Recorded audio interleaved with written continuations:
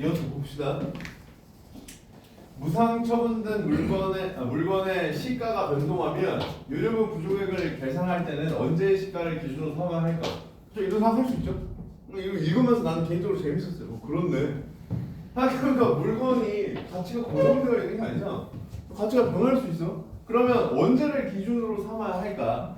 유류분 취지에 비추어 상속 개시 당시 시가를 기준으로 해야 한다. 유류분의 취지가 뭔데? 그렇지. 그러니까 상속인이 나 이 정도 받을 수 있었을 것 같은데 라고 하는 걸 법으로 보장해 주려는 게 취지죠.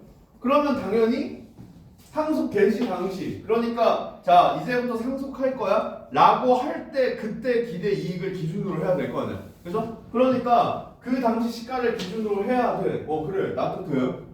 다만 그 물건의 시가 상승이 무상 취득자의 노력에서 비롯되었으면 그래, 이럴 수도 있잖아. 그죠? 가격이 올랐는데 그게 이제 무상 취득자, 그러니까 받은 사람, 그죠? 받은 사람이 뭔가 노력을 해서 이거의 가치를 끌어올려 놨어요. 그럼 이 사람 입장에서 억울하잖아.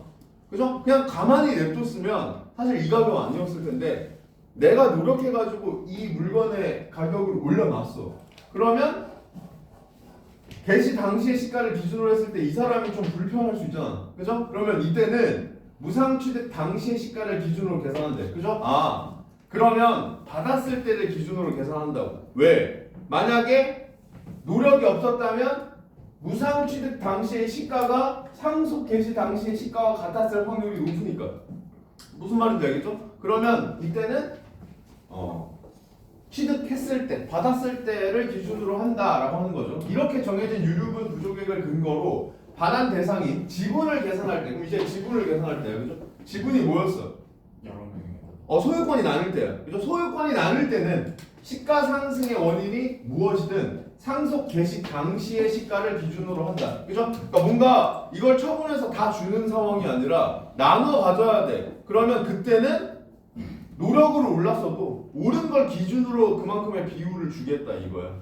무슨 말인지 아시겠죠? 그래서 시가 상승의 원인이 무엇이든 간에 개시 당시로 기준을 잡는다라고 되어 있습니다. 그러니까 이런 것도 사실 법에 어떻게 보면 전형적인 구성이죠. 얘도 마찬가지지만 케이스 분류하는 거. 그리고 이것도 어떻게 보면 일종의 예외 상황이죠. 얘도 마찬가지예요. 원칙 상황 이런 식으로 순차적으로 적용한다 하고서는 근데 이럴 때는 이렇게 해. 요 이야기를 하고 있는 거죠. 무슨 말인지 아시겠죠? 그리고 실제로 노력을 했어. 노력을 해서 가격이 올랐어. 그럼 가격이 오른 걸 기준으로 해야 무상 취득자도 덜 불리하겠죠. 그 금액 대비 부족액이니까. 무슨 말인지 아시겠죠?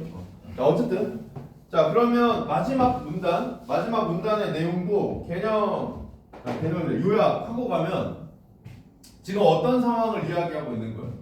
물건의 시가. 그렇지. 그러니까 결국 얘 얘기를 하고 있는 거죠. 얘가 가격이 변할 수도 있잖아요. 그죠? 그러면 기준 언제 잡을 건데? 이거 이야기하려고 하는 거야. 자, 첫 번째 원칙은 뭐예요? 그렇지. 상속 개시 당시를 기준으로 한다. 왜? 애초에 이게 유류분의 목적이니까, 취지니까. 그죠? 그 다음 두 번째. 그렇지. 만약에 무상 취득자가 노력을 했어요. 그래서 가격이 올랐어요. 그럼 어떻게 한다? 그렇지. 무상 취득 당시를 기준으로 한다. 그 다음 마지막 세 번째. 그렇지. 지분을 계산할 때는 무조건 상속 개시 당시를 기준으로 한다. 그러면 마지막 내용 끝나죠. 그죠? 자, 그러면 이렇게 정리했다고 치고 이제 문제로 갑니다.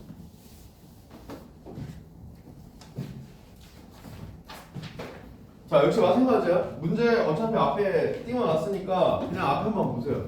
앞에만 보면서 우리 이해한 내용 기반으로 해서 선지를 확인하려고 노력하는 거야. 자, 1차지 않는 거 고르래. 자, 먼저 1번. 유류분권은 상속인이 아닌 사람에게는 인정되지 않는다. 맞아 틀려? 당연히 맞죠? 애초에 유류분권이 뭐예요? 그렇지. 상속인이 나 이만큼 받을 수 있었는데 라고 생각하는 걸 법으로 일정 부분 보장해 주는 거잖아요. 그러니까 당연히 상속인이 아닌 사람한테 인정되지 않겠죠. 당연한 이야기고요.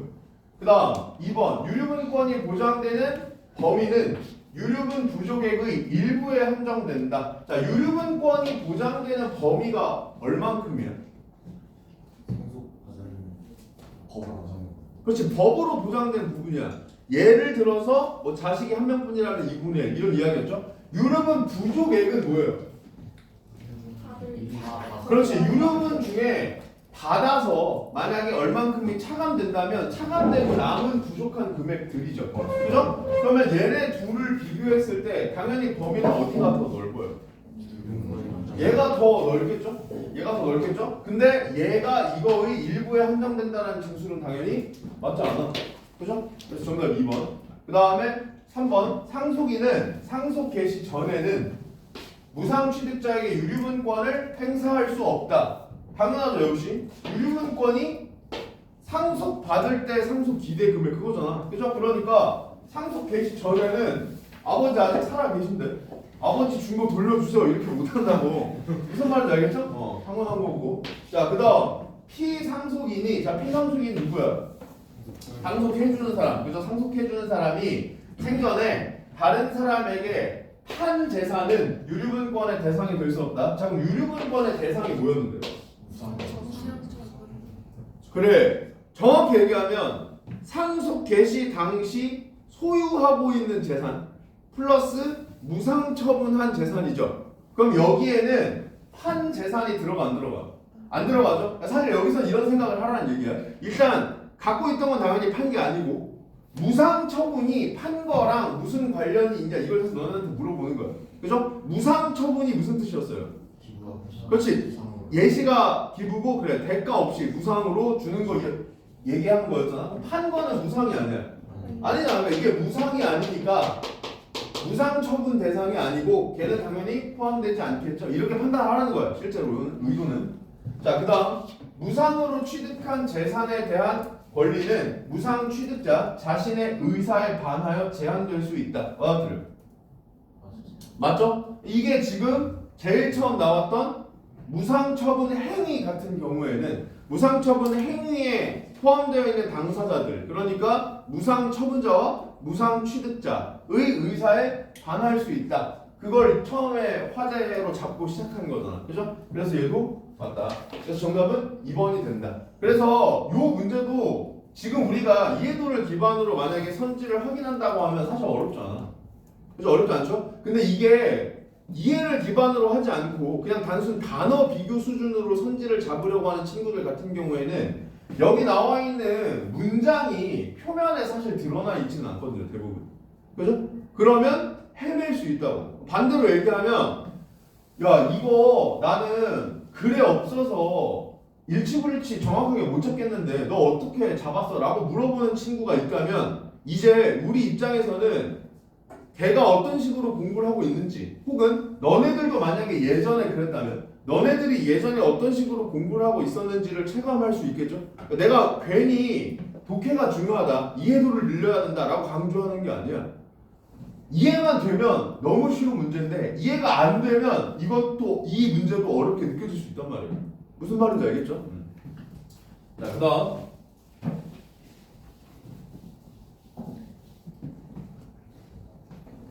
넘어갑니다. 윗글에 대한 이해로 가장 적절한 걸 고르래.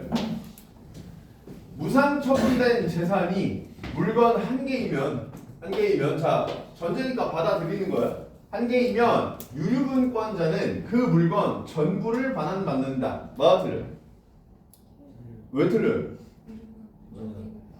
그렇지. 그러니까 사실 유류분권자는 자신이 받을 수 있는 금액, 그러니까 만약에 상속 이미 받은 재산이 있다면 유류분 부족액과 이 물건의 가치를 비교해야 되죠. 이게 이 상황이었잖아.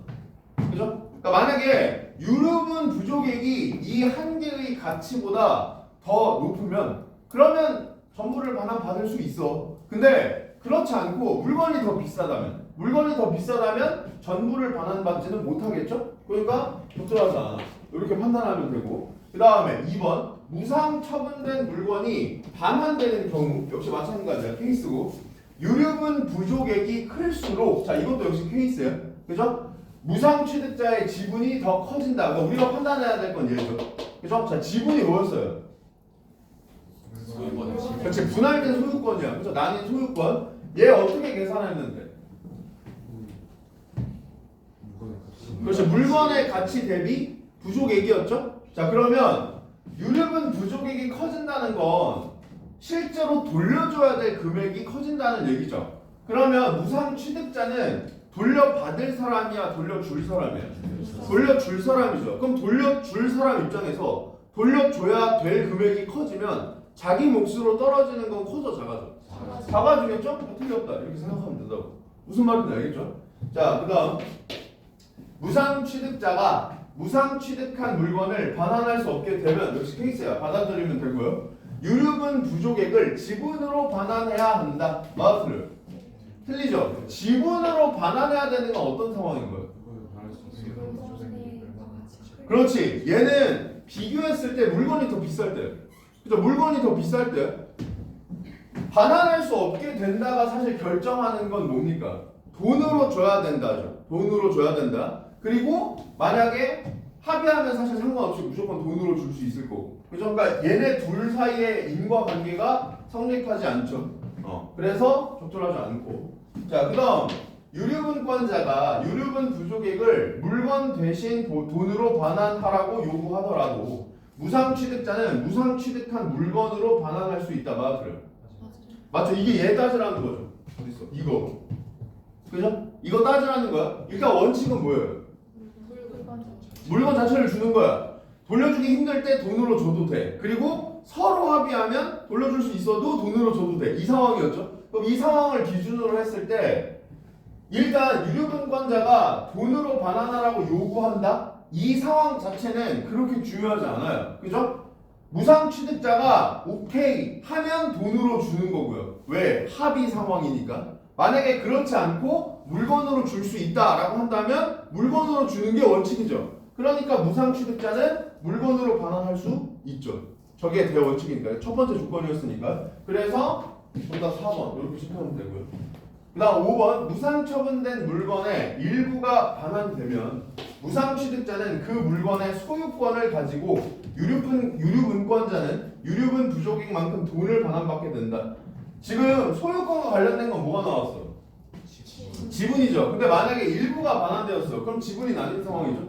그럼 소유권을 나눠 갖는 거죠. 그러니까 무상 취득자가 그 물건의 소유권 자체를 전부 가지게 될 수 있는 건 당연히 아니겠죠. 무슨 말인지 아시겠죠? 자, 그래서 정답은 4번 이렇게 체크하시면 된다. 자, 그 다음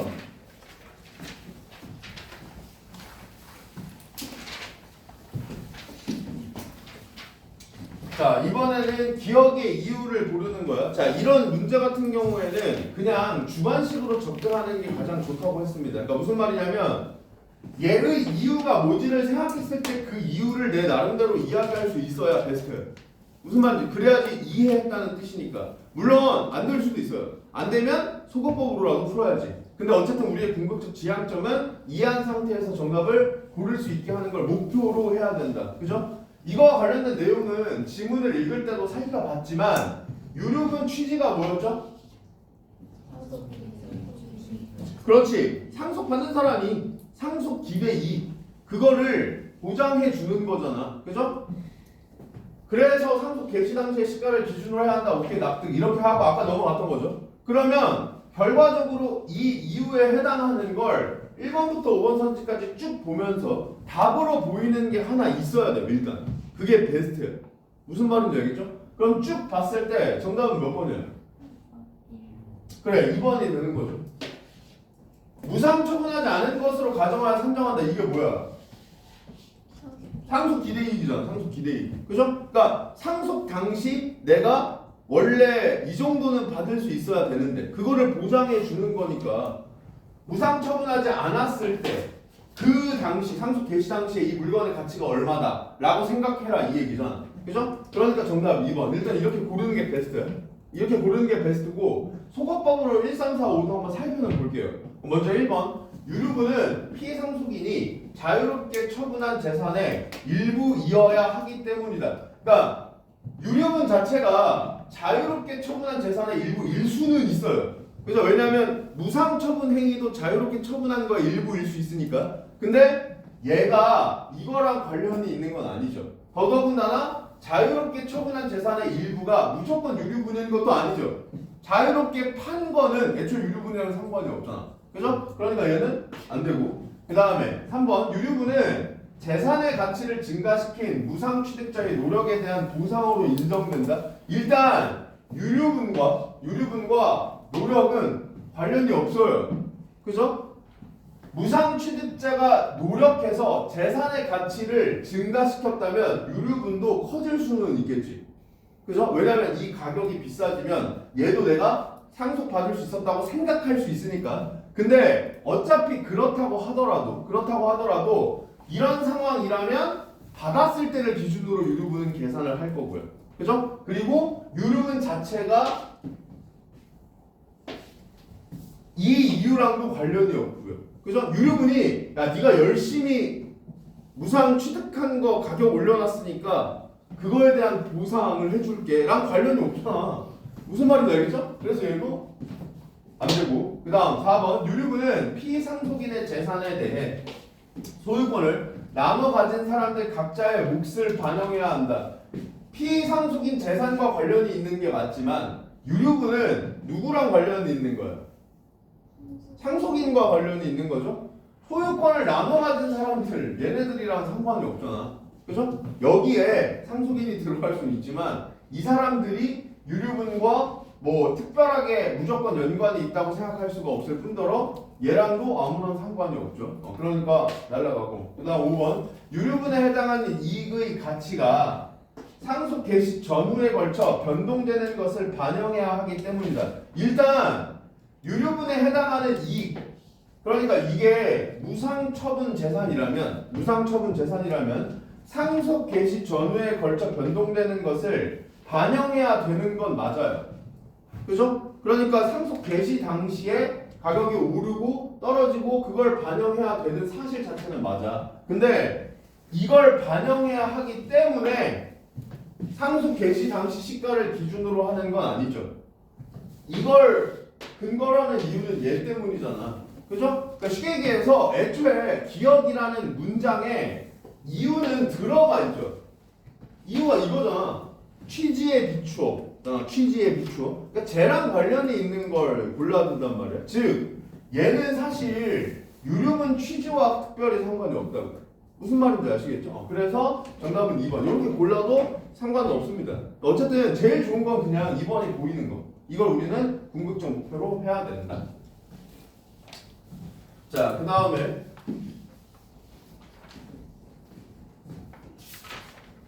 보기죠, 보기. 자, 보기 문제는 계속 이야기하지만 접점 찾으려고 해야 돼요. 알겠죠? 그러니까 접점을 찾는다라는 게 결국 무슨 뜻이라 그랬어요? 보기에 있는 정보를 지문에 있는 정보로 치환하려고 노력해야 돼. 무슨 말인지 알겠죠? 여기 나와 있는 내용들을 지문에 있는 정보로 치환하려고 노력해야지. 그래야지 지문에 있는 정보로 이걸 판단할 거 아니에요. 무슨 말인지 알겠죠? 자, 그 내용을 생각하면서 보기를 읽어보겠습니다. 계속 이야기하지만 보기를 읽으면서 접점을 전부 잡지 못해도 사실 괜찮아요. 어차피 선지에서 물어봤을 때 떠올려도 돼. 근데 여기서 잡은 다음 선지를 보는 거랑 선지를 보면서 떠올리는 거랑 효율성이든 정확성이든 차이가 많이 나기 때문에 최대한 보기를 읽으면서 접점을 잡으려고 노력은 해야 돼. 아시겠죠? 자, 보겠습니다. 갑의 재산으로는 A 물건과 B 물건이 있었어. 그 외에 재산이나 채무는 없었어. 그러니까 너네들 편하라고 하는 거죠. 이거 두 개만 생각해 이야기야. 그죠? 갑은 을에게 A 물건을 무상으로 넘겨주었고, 자 여기서 접점 바로 나왔죠? 이거 어떻게 읽어야 돼? 그렇지. 무상 처분 행위야. 무상 처분 행위를 기준으로 한다면 갑은 뭐가 되는 거야? 그렇지. 무상 처분자가 되는 거고요. 을은요? 그렇지. 무상 취득자가 되는 거죠. 그리고 이 A 물건이 무상 처분의 대상이 된 물건이 될 겁니다. 그죠? 자, 그로부터 6개월 후 사망했어요. 자, 뭐야? 상속 개시. 그죠? 갑의 상속인으로는 갑의 자녀인 병만 있다. 아, 지문이랑 똑같은 상황이다 이거죠? 그럼 병만 있으니까 얘는 어떻게 해야 돼? 그렇지. 2분의 1 계산해야 된다. 최종적으로 계산할 때 2분의 1 나눠야 돼. 뭐 계산할 때? 얘 계산할 때. 그죠? 왜? 이게 2분의 1이다 이 뜻이죠. 법으로 보장된 부분이 2분의 1이야 라는 뜻이야. 자, A 물건의 시가는 을이 A 물건을 소유하게 되었을 때에는 이게 뭔 말이에요? 그렇지. 무상 취득 당시에 무상 취득 당시에는 300이야. 그리고 갑이 사망했을 때 뭐야? 그렇지. 상속 개시 당시 700이었어요. 잠깐만 가치가 바뀌었죠? 머릿속으로 무슨 생각하면 돼? 노령 묻겠네 이 생각하면 돼요. 노령 묻겠네 요 생각하면 되고, 그 다음 병은 갑이 사망한 날로부터, 자 갑과 을의 관계를 기준으로는 갑은 무상처분자고 을은 무상취득자였어요. 그럼 갑과 병을 기준으로 했을 때는 병은 뭐가 돼? 이제 상속자, 그죠? 갑은 피상속자 이렇게 되는 거죠. 사망한 날로부터 3개월 후에 을에게 유류분권 행사했어. 자, 유류분권이 뭐였죠? 유류분 반환 권리야. 유류분이 뭐였어? 그렇지. 기대이익 중 법으로 보장된 부분이야. 그죠? 자, B 물건의 시가는 병이 상속받았을 때부터 병이 을에게 유류분 반환을 요구했을 때까지 100으로 동일하다. 자, 이 B 물건은 뭐야? 그렇지. 상속 당시 보유 재산이죠. 그리고 이게 이제 병한테 넘어가 있는 거잖아. 그러니까 병이 미리 상속받은 재산이 되겠죠. 유류분권 행사 전에 받았으니까. 그죠? 자, 100으로 동일하대. 자, 1번부터 이제 좀 선집하다 요 정도 좀 잡았다고 생각하고. 자, A 물건의 시가 상승이 을의 노력과 무관한 경우 얘를 어떻게 읽으면 돼요? 그렇지. 상속 개시 당시를 기준으로 계산한다 라고 하면 되죠. 유류분 부족액은 300이다. 자, 그럼 이제 얘는 그냥 대놓고 이거 계산하라 이거죠. 유류분 부족액 계산해 이거죠. 유류분 부족액 어떻게 계산했어요? 그렇지. 상속 기대 이익에서 상속 받은 재산 빼면 된다. 그죠? 자, 그러면 먼저 얘부터 계산해. 상속 기대 이익. 상속 기대 이익이 뭐예요? 여기서 지금 상속 기대 이익이, 일단 이 지문의 예시로 먼저 생각하지 말고 상속 기대 이익 자체가 의미하고 있는 건 뭐예요? 그렇지. 받을 수 있는 금액이죠. 받을 거라고 기대했던 금액에 포함되는 게 뭐뭐가 있는데. 그렇지. 여기 있는 예시로 하자면 A와 B가 되겠죠. 그러니까 B가 소유 재산, 그죠? 그 다음에 A가 무상 처분 재산, 그죠? 그러면 A는 얼마야? 700이겠죠? 무관한 경우니까 상속 개시 당시로 잡아야 될 거 아니야. 그죠? 그러면 700 더하기 재산, 그렇지, 100. 이 중에서 법으로 보장하고 있는 게 얼마야? 2분의 1이죠. 2분의 1. 그죠? 이걸 나눠요. 그 다음에 얼마 받았어? 100을 받았죠? 얘 빼면 되죠. 이게 유류분 부족액이죠. 상속 기대 이익 중 법으로 보장되는 부분에서 받은 거. 그죠? 그럼 이거 계산하면 얼마야? 300이죠? 맞아. 이렇게 하면 되죠. 자, 그 다음 A 물건의 시가 상승이 을의 노력과 무관한 경우 역시 마찬가지예요. 같은 식으로 생각해라 이거예요. 유류분 반환의 대상은 A 물건의 7분의 3 지분이다. 자, 지분 어떻게 계산했어요? 물건의 가치. 그렇지. 물건의 가치분의 부족액이죠. 가치 얼마야? 700. 부족액 얼마야? 300. 앞에서 계산했잖아. 그죠? 그럼 7분의 3 맞고. 그 다음 A 물건의 시가가 을의 노력으로 상승했대. 그럼 어떻게 되는 거야? 그렇지. 취득 당시 기준으로 생각해 이거죠. 취득 당시 기준으로 생각해. 자, 유류분 부족액 다시 계산하래. 다시 계산하래. 자, 그럼 똑같이 하면 되죠? A 가격 얼마야? 300. 그죠? 그 다음 B 가격 100. 얘를 반띵한 게 법으로 보장하는 거고요. 미리 받은 거 얼마야? 100. 그죠? 그럼 얼마야? 100. 맞죠? 자, 그 다음 4번. A 물건의 시가가 을의 노력으로 상승한 경우, 일단 여기서 시가 아니 그 취득 당시를 기준으로 해야겠다 이 생각하고요. 유류분 반환의 대상은 A 물건의 지분이다. 지분 보는 중 어떻게 해야 돼? 물건의 가치. 취득 당시 아니구나. 취득 당시 아니구나. 상속 개시 당시로 생각해야겠구나라고 바꿔야 돼. 그죠? 왜? 지분은 상속 개시 당시 기준으로 한다고 했잖아. 그죠? 이유랑 상관없이. 자, 그러면 지분 계산 어떻게 해야 돼요? 700분의 전체 금액이 물건의 금액이 여기서 상속 개시 당시엔 얼마야? 702고요. 그죠? 그 다음에 유류분 부족액은 계산했잖아. 그죠? 그럼 어쨌든 3분의 1은 안 되죠? 그래서 정답은 4번. 일단 이렇게 하면 돼요. 자, 그 다음에 5번도 확인은 해볼게요. 실제 시험장에서 사실 이렇게 다 고르고 넘어가도 상관은 없습니다. A 물건의 시가가 을의 노력으로 상승한 경우와 을의 노력과 무관하게 상승한 경우 모두 갑이 상속 개시 당시 소유했던 재산이 뭐예요? B죠, B? A가 넘긴 거 아니야? 맞죠? B. B죠, B? B가 취득할 수 있는 이익은 얼마야? 병이 B로 취득할 수 있는 이익 얼마야? 100. 통일하다고 줬잖아. 그러니까 맞아. 이렇게 체크하면 된다. 무슨 말인지 아시겠죠? 그래서 정답은 4번이 된다. 네. 이렇게 하면 전체 요 세트는 끝났고,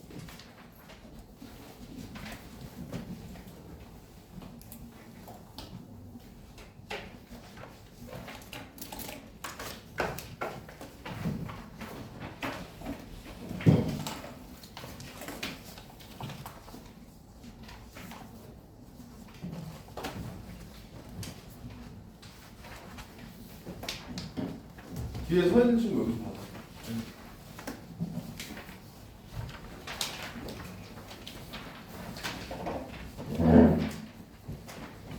얘는 이제 그냥 간단하게 내가 이 질문과 관련된 내용을 요약한 거고요. 뭐 요약본 나눠줄 때마다 맨날 이야기하지만 정답이라는 얘기는 아니야. 알겠죠? 그냥 너네들 나름대로 요약했을 거 아니야. 너네들 나름대로 요약한 거랑 그냥 비교 정도를 해보는 거야. 비교해보면 어떤 생각을 할 수 있겠어요? 아, 이 부분을 나는 이렇게 요약했는데 선생님은 이렇게 요약했구나. 이걸 너네들이 체감할 수 있을 거 아니야? 그러면 필요한 부분 가져가고 확인만 해야 될 부분은 확인만 해도 됩니다. 그러니까 이렇게 해야 된다는 건 절대 아니야. 계속 강조하지만 요약은 하는 게 제일 중요해요.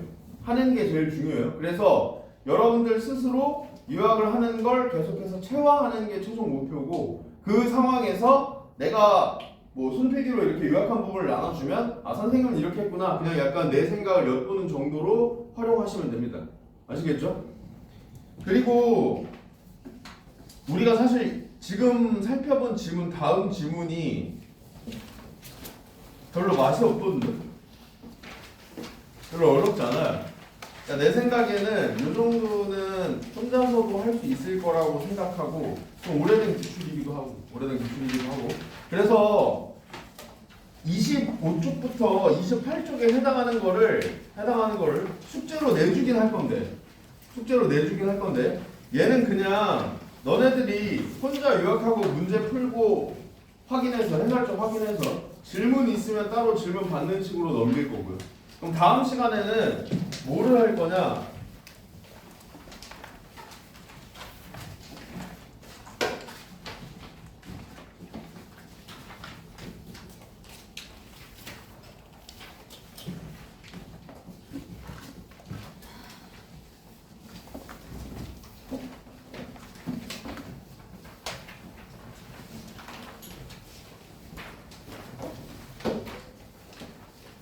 이 질문을 할 건데 얘는 조금 특이하게 볼 거예요. 그게 무슨 말이냐면 우리가 지금까지 계속해서 이해도를 올리려고 애썼어요. 그죠? 얘 지울게요. 이거 어차피 내가 나눠준 데는 다 써 있으니까. 그리고 어차피 중요하지 않아.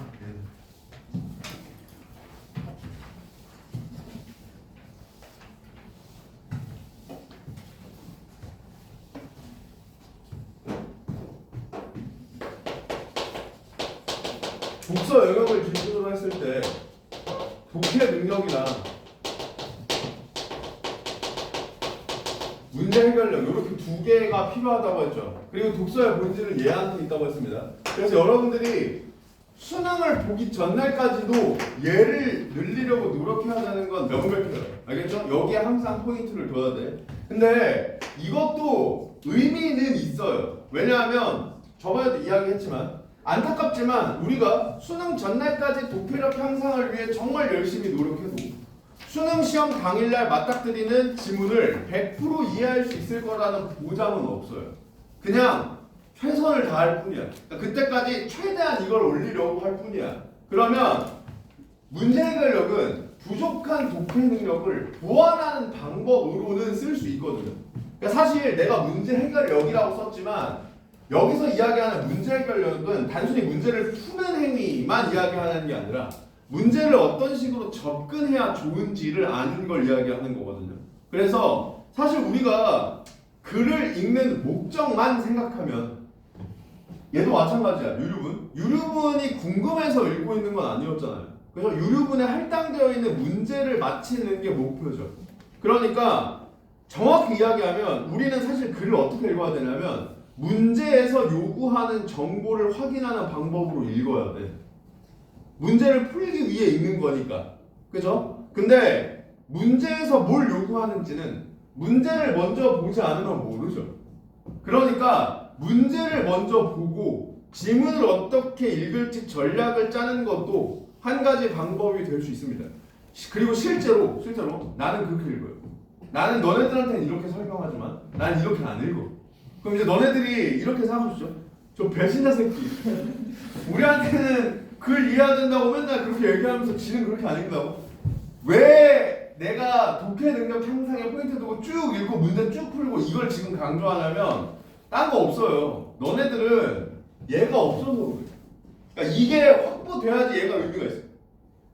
전략을 짜봤자 뭐예요? 그 전략대로 읽으려면 읽을 수 있어야 되는데, 그죠? 그리고 이게 문제를 먼저 읽고 이런 정보를 확인해야 되는구나를 잡고 지문으로 들어가면 당연히 지문에 집중해서 지문만 읽어 나갈 때보다 다른 사고를 곁들여서 해야 되죠. 그러니까 무슨 말이냐면 내가 이런 거 확인해야 돼를 한쪽 뇌 구석에 넣어두고 남은 뇌를 활용해서 글을 읽어야 돼. 그리고 중간중간 끊어가면서 확인할 수 있는 정보들을 확인하면서 넘어가야 돼. 그러면 실제로 이게 독해 능력이 어느 정도 확보가 안 되잖아요. 그런 상태에서 이런 방식으로 글을 읽으면 어떤 문제점이 발생하냐면 글이 뚝뚝 끊긴다는 느낌을 받아요. 그러니까 무슨 말이냐면 특정 부분을 읽고 문제를 해결하다 보니 그 뒤에 부분을 읽을 때 앞의 내용이랑 연결성을 잡지 못하는 거예요. 그래서 글 전체에 대한 이해도가 떨어지는 경우가 있거든요.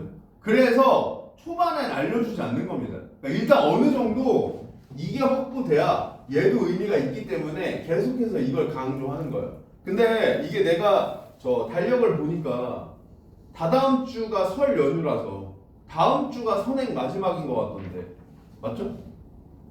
그 다음 주가 개강 아니야? 1학기? 그러면 이제 그때 되면 무슨 일이 생길 수 있냐면 여기 앉아있는 친구 중에 내 수업을 안 듣는 애가 있을 수가 있죠. 반이 바뀌면 바뀔 수가 있잖아 선생님이. 그죠?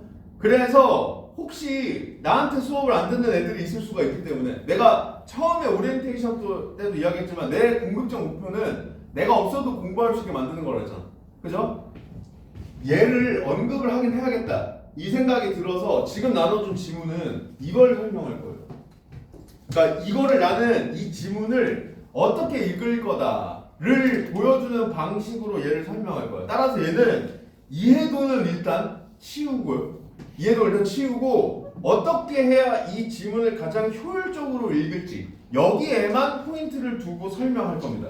아시겠죠? 당연히 이것도 이제 내 교재에 수록되어 있는 내용이기 때문에 다음 시간에 프린트로 정리해서 주긴 줄 거예요. 왜냐면 한 번 듣는다고 되는 게 아니잖아. 그러니까 그러니까 너네들이 갖고 있어야 나중에 문제를 통해 지문을 읽는다는 게 어떤 느낌이었지를 복습하고 싶으면 그걸 꺼내서 읽어볼 수 있게. 그래서 프린터 나눠주긴 할 건데 일단은 그래서 너네들이 아까 교재에 있는 사회지문 있죠? 걔는 우리가 평상시 이거 연습했던 것처럼 이하로 노력하시고 요약하시고 문제를 풀어보세요. 그리고 얘는 요약은 필요 없어요. 얘는 어차피 이걸 가지고 공부를 할 거기 때문에 얘는 요약 필요 없고 이건 그냥 문제만 풀면 돼요. 문제만 풀면 돼요. 근데 이 문제를 풀 때의 사고 방식을 여러분들이 점검하려면 일단 지금 너네가 어떻게 문제를 푸는지 스스로 알아야 돼. 무슨 말인지 알겠죠? 그래야지 비교를 하니까. 자, 그래서 지금 얘를 시간을 타이트하게 주고 풀게 할 겁니다. 그러니까 약간 시간이 없는 상태에서 너네들이 이 문제를 어떻게 푸는지를 떠올려 보라 이 말이야. 알겠죠? 어차피 답지도 없어. 답지도 없어. 그러니까 틀렸는지 맞았는지 몰라요. 그러니까 그냥 너무 부담 갖지 말고 지금 뭐 시간이 많지는 않지만 우리가 보통 이런 기술지문 하나가 남았다라고 하면은 일반적으로는 한 8분? 넉넉 잡으면 10분 정도를 잡아요. 그러니까 10분 정도를 잡죠 보통. 근데 지금 나는 너네들한테 8분을 줄 거야. 알겠죠? 8분. 왜냐면 실제 시험 날 때도 이럴 수 있잖아. 그죠? 지금 10분 남았는데 이 질문 남았어요. 그럼 마킹을 안 했으면 8분 안에 읽어야 돼. 그죠? 그러니까 얘를 너무 깊게 읽으면서 다 이해하고 이해한 내용을 기반으로 문제를 순서대로 푼다 이렇게 생각하지 말고 너네들이 시간이 이렇게 얼마 안 남았을 때 푸는 방법대로 일단 그냥 한번 풀어보세요. 무슨 말인지 알겠죠? 자, 준비하시고 푸세요.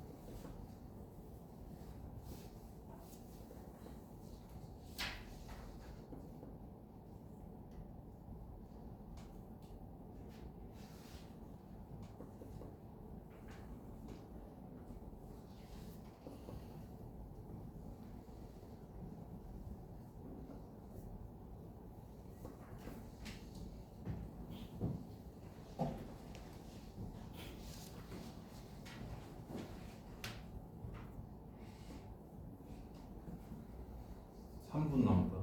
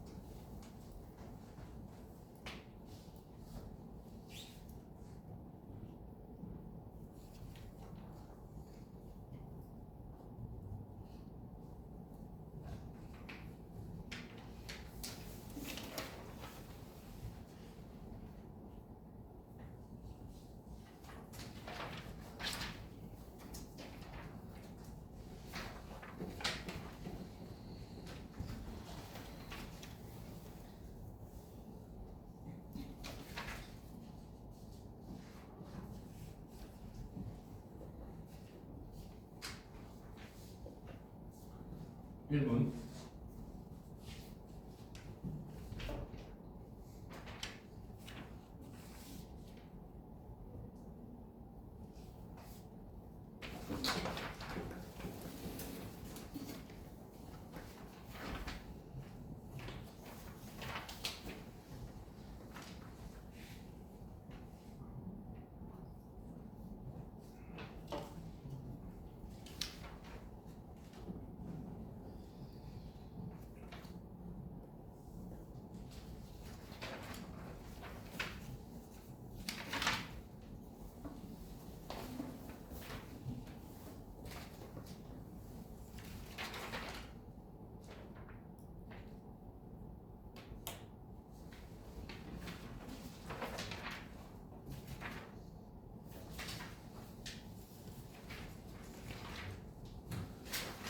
자, 여기까지가 8분입니다.